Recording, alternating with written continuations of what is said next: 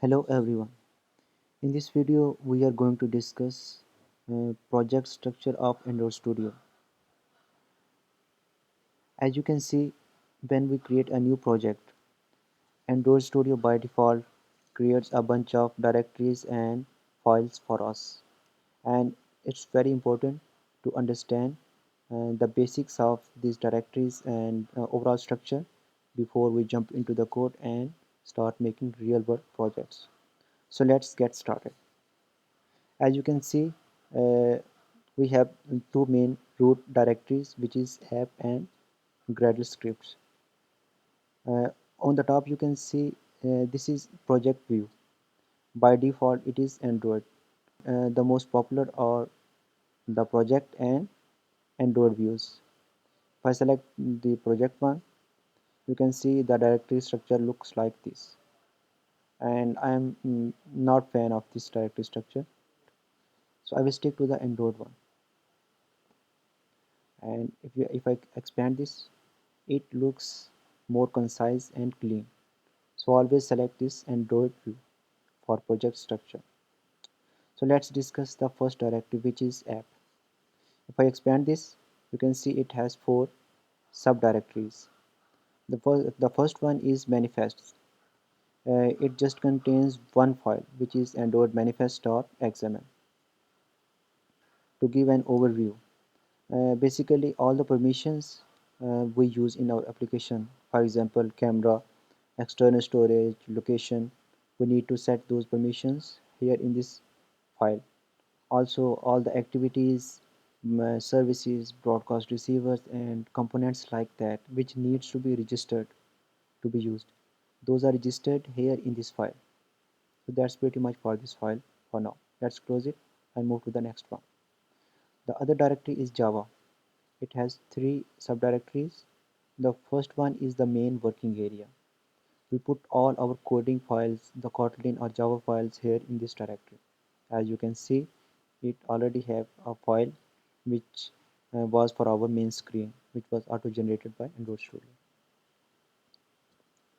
The other directories are used at advanced level for unit testing, so we can ignore them for now.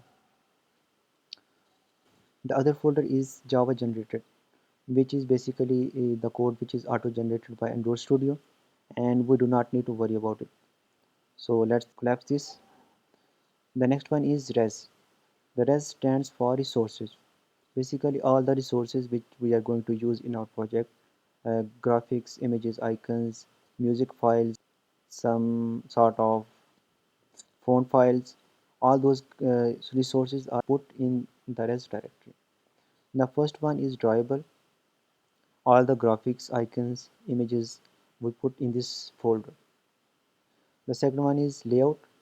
All the layout and design files for our screens and pop-ups, etc. we put them in this layout folder.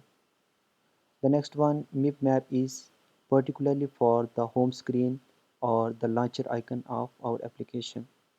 It has no other use, so we need to set the app icon, and this folder is just for that. The next one contains colors, strings, styles. In colors file, we put all the colors which we are going to use in our application. In strings, all the strings and texts, we set those texts here. The styles is for theming of our application. All the styles, the themes for our and screens, pop-ups, and overall application, we set the styles here. So that's pretty much for the app directory.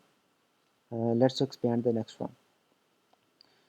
In Gradle scripts, the most important files are the first two, which have same name, build.gradle, build.gradle. But the first one is called root build.gradle, and the second one is called app build.gradle. Let me open the first one. The first one, which is root build.gradle, it is rarely used. It is only used at certain points where we need to set class path for some library. That's it for it.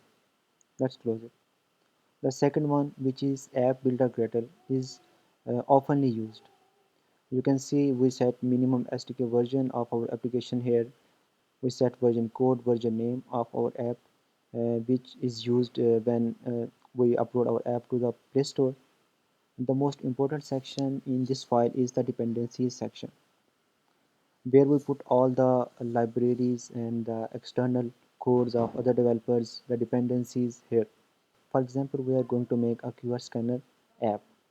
For that, we will need QR scanner library. We will set the path of that library in this dependencies section.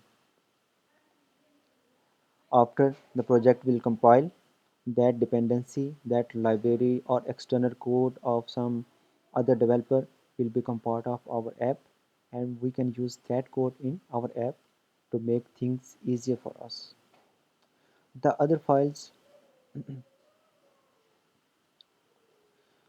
the other files are rarely used and mostly used at advanced level, so we can skip them for now.